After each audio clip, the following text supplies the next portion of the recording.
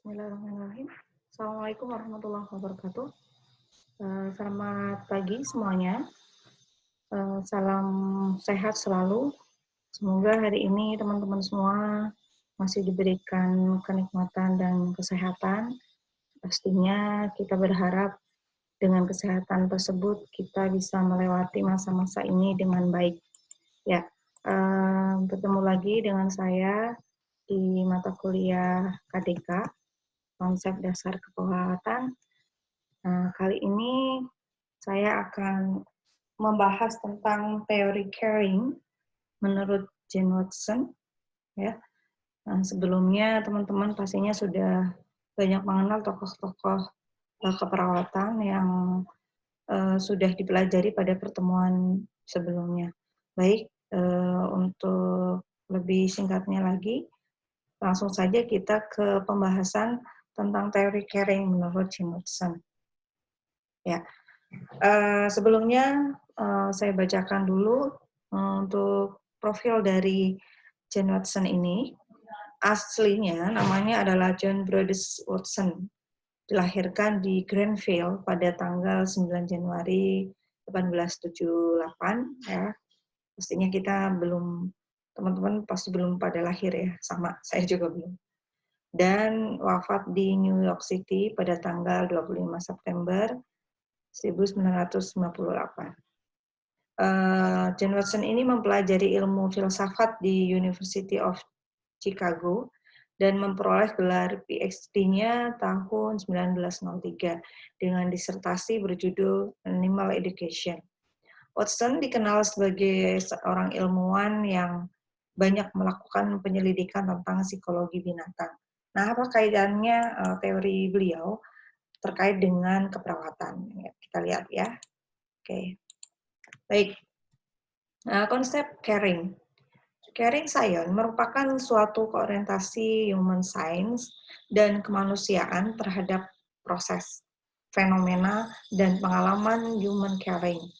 Caring sendiri ya adalah science, ya ilmu pengetahuan, seperti juga sains lainnya, meliputi seni dan kemanusiaan. Transpersonal caring mengakui kesatuan dalam hidup dan hubungan-hubungan yang terdapat dalam lingkungan caring yang konsentrik dari individu pada orang lain, pada masyarakat dan pada dunia, serta pada planet, bumi, dan pada alam semesta. Nah, Watson 2004. Ya. Jadi caring sendiri ini merupakan salah satu ilmu, di mana ilmu tersebut memadukan antara ilmu yang berorientasi pada kemanusiaan, pada seni, kemudian pada hubungan-hubungannya yang melingkarinya, terutama terkait dengan orang lain, masyarakat, dan dunia. Teori human caring yang dikembangkan oleh Watson antara tahun 1975 sampai 1979 hanya berkisar pada 10 karakter faktor. Nanti akan kita bahas ya. 10 karakter faktor ini sebagai suatu kerangka untuk memberikan suatu bentuk dan fokus terhadap fenomena keperawatan. Watson sendiri menganggap istilah faktor terlalu stagnan terhadap sensitivitas di masa kini. Ia pun kemudian menawarkan sebuah konsep yang lebih sesuai dengan evolusi teorinya dan arahnya di masa depan. Konsep tersebut adalah clinical caritas dan karitas proses yang dianggapnya lebih cocok dengan ide-ide dan era perkembangan pada teorinya. Menurut Jane Watson, caring sendiri adalah komitmen moral untuk melindungi, mempertahankan, dan meningkatkan martabat manusia. Ya, komitmen moral. Jadi lebih ke arah nilai dan moral ya.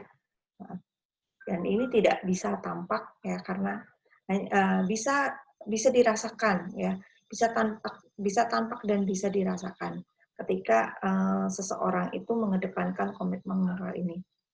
Adapun keperawatan menurut Watson ini didefinisikan sebagai ilmu manusia tentang pengalaman sehat, sakit, penyembuhan yang diperantarai oleh transaksi perawatan manusia yang profesional, personal, ilmiah, estetik, dan etik. Ya. Jadi ketika kita melihat caring dan keperawatan ini akan ada titik temunya, di mana dua-duanya mengedepankan tentang moral, ya, caring juga tentang moral, sementara keperawatan juga ada sisi estetik, ya. Estetik dan etik ini juga akan sangat dekat dengan yang namanya moral, attitude dan sebagainya. Di mana ketika kita melakukan keperawatan, seni penyembuhan terhadap orang yang sehat dan sakit, disitulah kita juga mempunyai komitmen moral untuk mempertahankan dan meningkatkan derajat dan martabat manusia. Ada 7 asumsi yang mendasari konsep caring. Yang pertama, asumsi yang pertama adalah caring hanya akan efektif bila demonstrasikan dan dipraktekkan secara interpersonal. Artinya dipraktekkan antara perawat dan klien, ya. Jika tidak didemonstrasikan, itu kurang efektif, ya, untuk melihat faktor caring-nya ini. Kemudian yang kedua, caring berisi faktor care atau perhatian pada perawat yang hasilnya dapat memuaskan kebutuhan manusia yang memerlukan bantuan, ya. Jadi dilihat dari faktor yang kedua ini, sebelum seorang perawat itu memuaskan kebutuhan manusia, dalam hal ini pasien, terlebih dahulu si perawat ini harus mempunyai karakter caring ini, ya.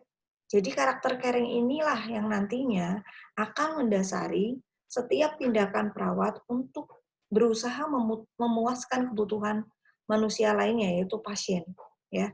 Pasien adalah orang yang memerlukan bantuan. Nah, di sini titik temunya bahwa seorang perawat itu harus bisa menyadari dirinya sendiri ini bisa caring sebelum akhirnya dia bisa memenuhi kebutuhan pasien, ya. Karena dengan begitu dia akan lebih all out, lebih profesional dan lebih totalitas ketika berusaha memuaskan kebutuhan pasien, ya. Jadi intinya caring ini memang faktor perhatian, ya. Dan perhatian perawat ke pasien ini tidak bisa dibuat-buat sebelum si perawat ini bisa menyadari dan bisa menerapkan caring pada dirinya sendiri, ya. Oke. Kemudian yang ketiga, caring yang efektif dapat meningkatkan kesehatan dan perkembangan ke arah perbaikan bagi individu serta keluarga. Jadi caring ini kalau bahasa saya itu segala sesuatu yang melingkupi setiap tindakan perawat ketika melakukan asuhan keperawatan pada pasien dan keluarganya, ya. Jadi mulai dari tata bahasa, mulai dari tingkah laku, mulai dari cara kerjanya, ya. Kalau kita bilang di komunikasi keperawatan itu mulai dari tahap tahap prainteraksi, tahap prainteraksi, interaksi, kemudian terminasi, sampai evaluasi, itu sudah menggambarkan cita rasa caring ini, ya. Jadi caring yang efektif ini dampaknya adalah bagaimana bisa meningkatkan kesehatan, perkembangan dari individu yang sakit ke arah yang lebih baik. Kemudian konsep yang keempat adalah caring merupakan respon yang diterima oleh seseorang tidak hanya saat itu saja, namun akan mempengaruhi seperti halnya seorang itu, apakah seorang tersebut nantinya seperti apa, ya. Jadi caring ini bukan hanya satu waktu, tapi caring ini continue. Seorang perawat disebut caring manakala tindakannya itu continue, tidak hanya ketika berhadapan dengan pasiennya saja, tapi juga berhadapan dengan keluarganya, dengan rekan sejawatnya, dengan siapapun saja, dan itu tidak hanya dalam satu waktu, ya. Artinya setiap tindakan caring ini akan mempengaruhi pada ibaratnya kalau bahasa saya itu inner beauty seseorang, ya. Jadi tidak bisa menganggap seorang perawat itu ramah, seorang perawat itu caring, manakala ketika kita evaluasi itu hanya dalam waktu satu waktu saja ya, dalam kesempatan tertentu saja, tidak ya, karena sifat caring ini akan melekat pada diri seorang perawat. Faktor yang kelima adalah lingkungan yang penuh caring sangat berpotensi untuk mendukung perkembangan seseorang dan mempengaruhi seseorang dalam memilih tindakan yang terbaik untuk dirinya sendiri. Ya, caring ini ya bahasa saya juga adalah bagaimana seorang itu memahami dirinya dengan cinta. Memahami sebelum seorang perawat itu mampu memahami orang lain, dia harus bisa memahami dirinya sendiri. Nah, dengan dia bisa memahami dirinya sendiri, dia otomatis juga akan menciptakan lingkungan yang penuh caring juga, ya. Dan ini akan mendorong seseorang ini untuk memilih tindakan yang terbaik untuk dirinya. Pastinya juga ketika dia bertindak baik pada dirinya, dia juga akan bertindak baik pada pasiennya, seperti itu. Kemudian faktor yang keenam adalah caring lebih kompleks daripada pengobatan. Praktek caring memadukan antara pengetahuan biofisik dengan pengetahuan mengenai perilaku manusia yang berguna dalam peningkatan derajat kesehatan dan akan membantu klien yang sakit. Ya. Nah, inti dari caring adalah keperawatan itu sendiri. Ya, luar biasa ya. Jadi keperawatan itu ya caring. Caring itu ya tadi yang di 6 faktor ini ya. Caring bisa menyembuhkan, caring bisa meningkatkan perkembangan seseorang, caring bisa meningkatkan pengetahuan mengenai perilaku manusia, peningkatan derajat kesehatan dan sebagainya. Artinya, ketika seorang perawat bisa melakukan caring, nah, outcome-nya bisa dilihat adalah pasiennya itu bisa sembuh dari sakit ya, terlepas dari hal lainnya ya. Oke. Evolusi teori caring. Ya, evolusi teori caring ini digagas pertama oleh Jane Watson seperti yang sudah disampaikan di awal. Nah, adapun perkembangan dari teori ini mencakup beberapa fase. Di tahun 79 ini teori caring menghadapi evolusi, terutama dari sisi keperawatan dilihat dari filosofi dan science of caring-nya. Kemudian di tahun 1985 di dunia keperawatan juga mengalami evolusi yang dilatar belakangi oleh teori caring ini berupa human science and human care ya. Kemudian di tahun 1988 ada new dimension atau dimensi baru dari teori caring, yaitu new dimension of human caring theory. Kemudian di tahun 1989, Watson Philosophy and Theory of Caring in Nursing.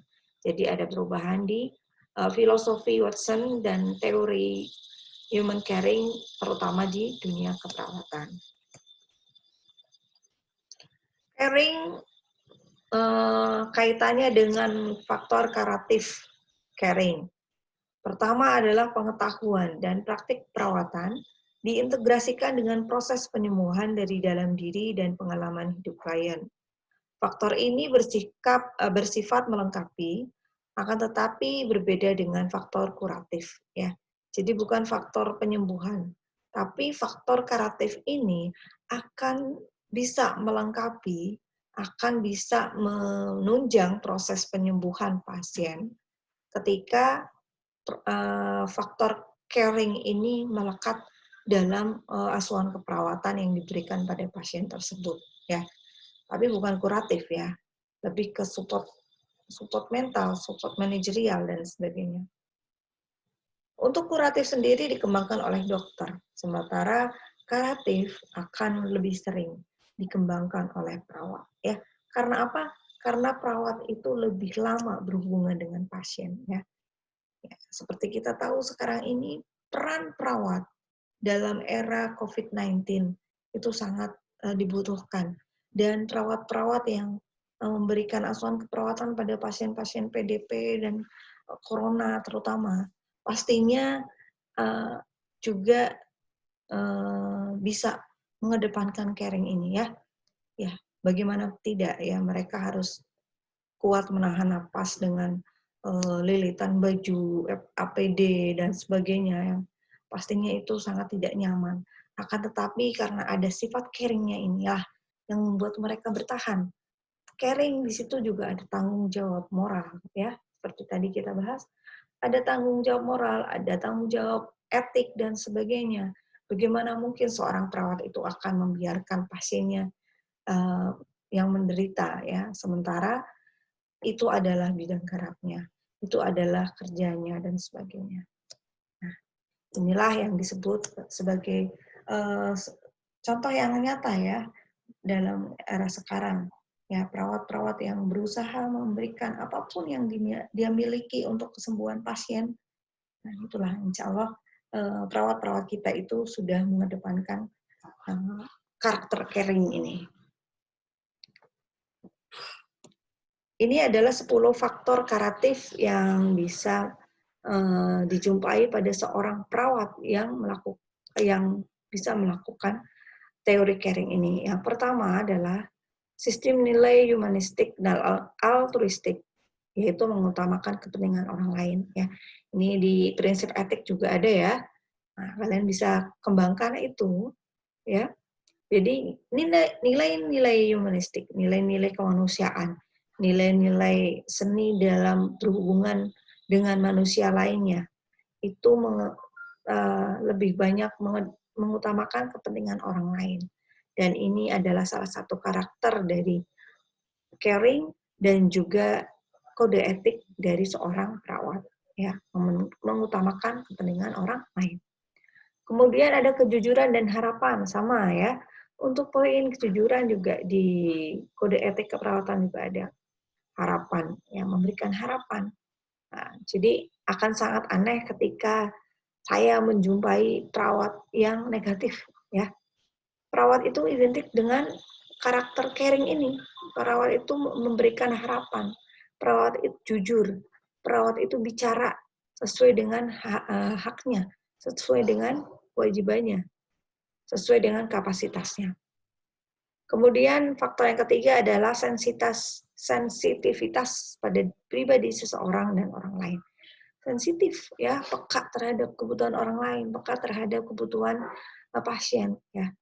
Nggak mungkin pasien sedang nyeri kesakitan kemudian kita bicara hal lain. Nah, itu berarti kurang sensitif ya si perawat ini. Faktor yang keempat adalah membantu menumbuhkan kepercayaan, membuat hubungan dalam perawatan secara manusiawi.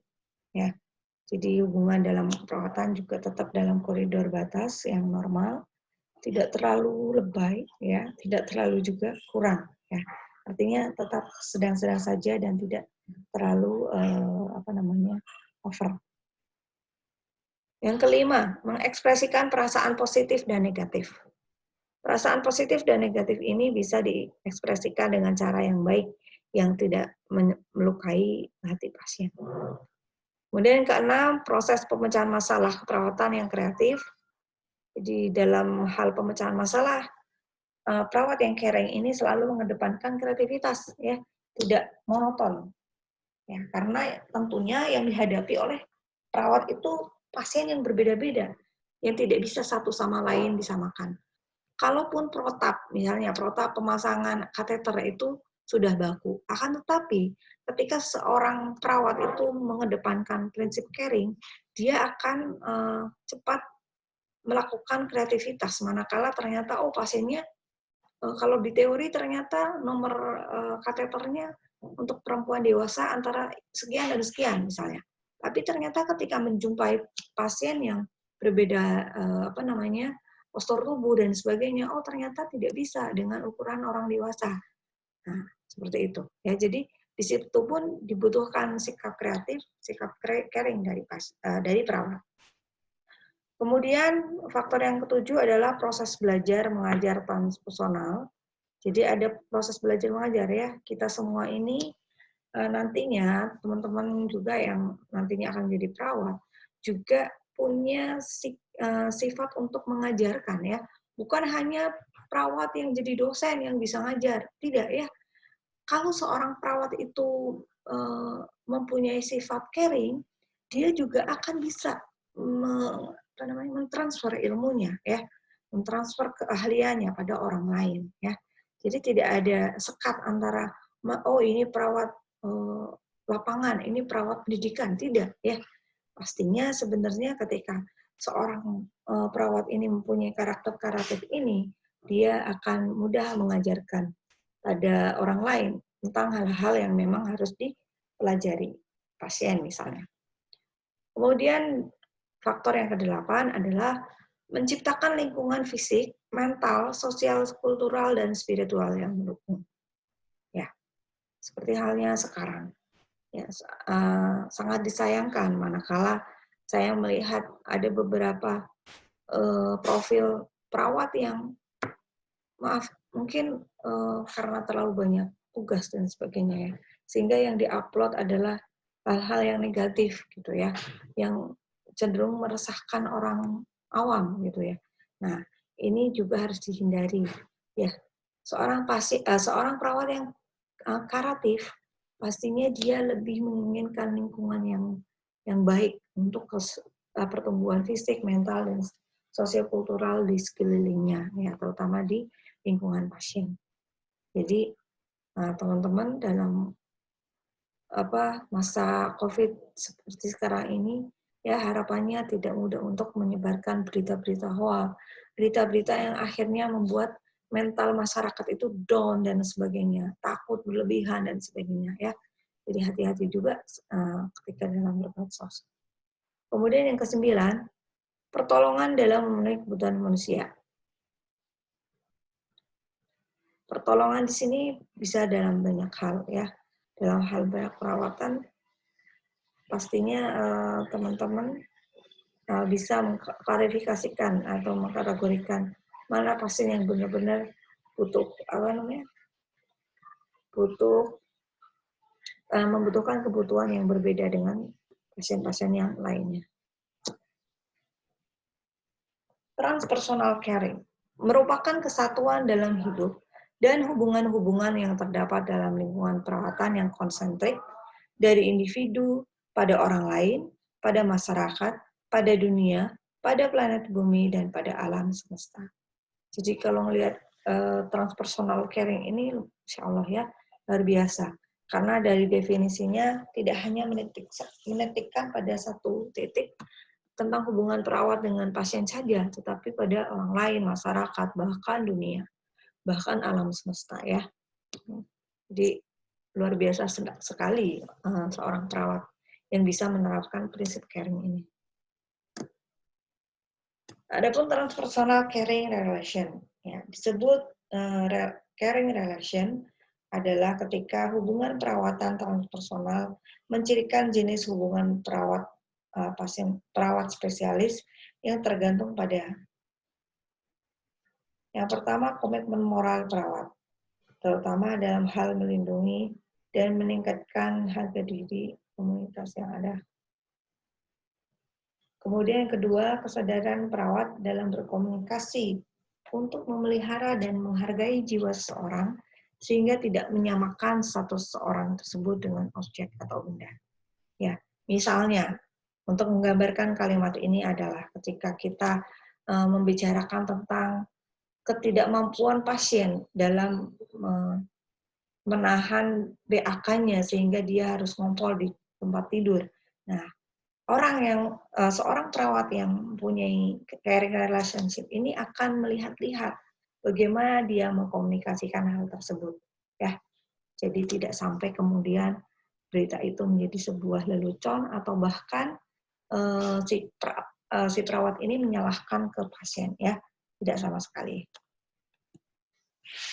Selanjutnya, kesadaran perawat dalam memberikan perawatan sangat berpotensi menyembuhkan, sehingga hubungan yang dengan pengalaman, persepsi, dan hubungan yang intensif akan sangat berperan dalam penyembuhan ini.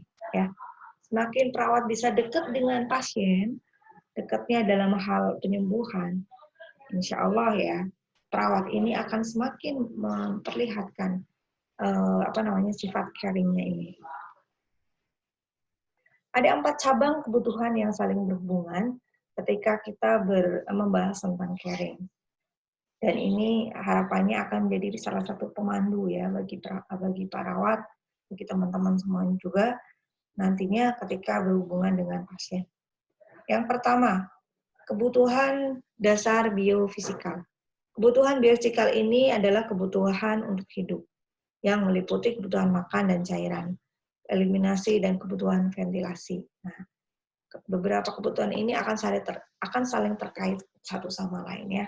Di mana ketika orang tidak bisa menjaga biofisikalnya, kemungkinan juga dia tidak bisa menjaga makan dan minumnya. Nantinya adanya gangguan di biofisikal ini akan berakibat pada eliminasi dan kebutuhan ventilasi lainnya. Kemudian yang kedua, cabang kedua adalah kebutuhan dasar psikofisikal, kebutuhan fungsional yang meliputi kebutuhan aktivitas dan istirahat serta kebutuhan seksualitas. Ya. Kemudian kebutuhan dasar psikologi yaitu kebutuhan untuk integrasi yang meliputi kebutuhan untuk berprestasi dan berorganisasi. Adapun kebutuhan dasar interpersonal dan interpersonal didasari kebutuhan untuk pengembangan, yaitu kebutuhan aktualisasi.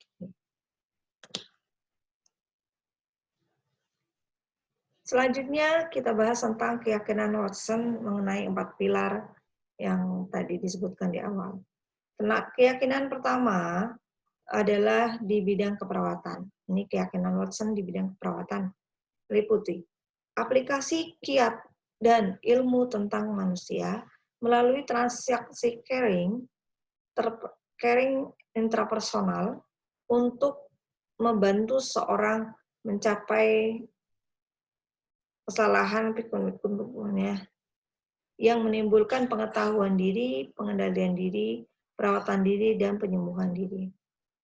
Kemudian untuk klien atau manusia itu sendiri adalah seseorang atau kelompok yang mengalami ketidakselarasan pikiran-pikiran jiwa yang membutuhkan bantuan dalam keputusan sehat sakit untuk meningkatkan keselarasan, pengendalian diri, pemilihan, dan determinasi diri. Kemudian konsep selanjutnya adalah kesehatan. Kesehatan di sini dari sisi caring adalah keutuhan dan keselarasan dalam pikiran, tubuh, jiwa, antara diri dengan orang lain, dan diri dengan alam semesta. Kemudian lingkungan terjadi di mana saat interaksi kepedulian interpersonal terjadi antara klien dan perawat. Berikutnya konsep utama teori Jane Watson. Konsep utama teori Jane Watson untuk memahaminya kita perlu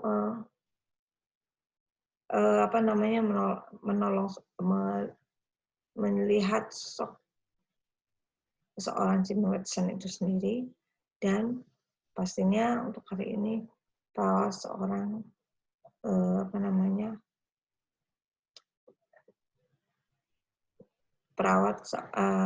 antara perawat yang nantinya akan berhubungan dengan pasien. Jane Watson dalam memahami konsep keperawatan terkenal dengan teori pengetahuan manusia dan merawat manusia. Tolak ukur pandangan Watson ini didasari pada unsur teori kemanusiaan. Pandangan teori Jane Watson ini memahami bahwa manusia memiliki 4 cabang kebutuhan manusia yang saling berhubungan di antaranya tadi ya, yang sudah kita bahas. Biosikal, psikososial, psikofisikal, dan intra.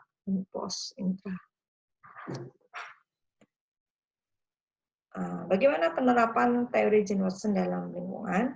Seperti yang sudah saya upload di Skalsa untuk video yang mencerminkan seorang perawat ketika berhubungan dengan pasien, ya seperti itulah ya. Nah di sini ada ilustrasinya. Saat perawat masuk ke kamar pasien, maka berilah salam yang hangat kepada pasien, kepada klien, sambil menyentuh pundak klien. Dan lakukan hal ini dengan kontak mata. Jadi tidak hanya menyentuh, tapi pandangan kita tidak ke arah pasien. Nah ini salah. Ini tidak memperlihatkan sikap seorang perawat yang caring. pada saat menyapa klien, kontak mata, duduk beberapa menit, dan tanyakan tentang apa yang terjadi atau apa yang sedang dipikirkan atau dirasakan oleh pasien. Ya, perawat yang lembut, yang tidak menunjukkan perilaku yang tergesa-gesa, serta sejalan dengan kontak mata, kepedulian terhadap masalah klien dengan dibuktikan perawat ini menjadi seorang yang aktif listening dan membuat klien merasa nyaman terhadap kepeduliannya yang diberikan oleh perawat. Nah, hal seperti ini harus dibiasakan oleh teman-teman semua. Sehingga ketika bertemu dengan siapapun, tidak hanya bertemu dengan pasien, kelembutan, keramahan, dan sikap menghargai orang lain ini akan menjadi sangat penting di dunia nantinya ya, dunia kalian nanti ketemu dengan orang banyak, dengan pekerjaan dan sebagainya. Ya. Itu yang bisa saya sampaikan terkait dengan teori caring ya. Untuk contoh realnya bisa dilihat di video yang saya upload ya. Nah, jika untuk filmnya langsung mungkin belum ada, tetapi ini pakai ilustrasi gambar kartun ya. Semoga bisa mewakili. Dan jika ada pertanyaan, silakan bisa dicatat di forum diskusi. Jika tidak, saya cukupkan sampai sekian. Ya, sebuah kata bijak, kesuksesan adalah hasil dari kesempurnaan. Kesempurnaan kerja, kerja keras, belajar dari pengalaman, loyalitas, dan pilihan. Siapa yang ingin sukses, ya milikilah kesempurnaan yang tadi saya sebutkan. Terima kasih. Wabillahi taufiq walhidayah. Wassalamualaikum warahmatullahi wabarakatuh.